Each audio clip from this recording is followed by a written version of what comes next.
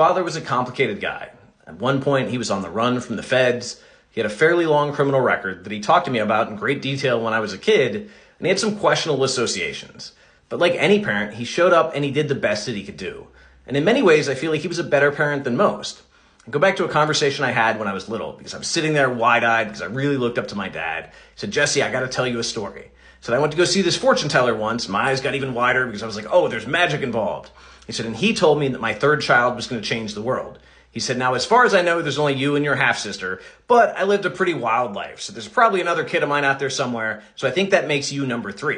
And I remember feeling this like rush in my chest, like I'm number 3, I'm special, something about the fortune teller." And he said my third child was going to change the world. So I think that means you. I think you're going to change the world.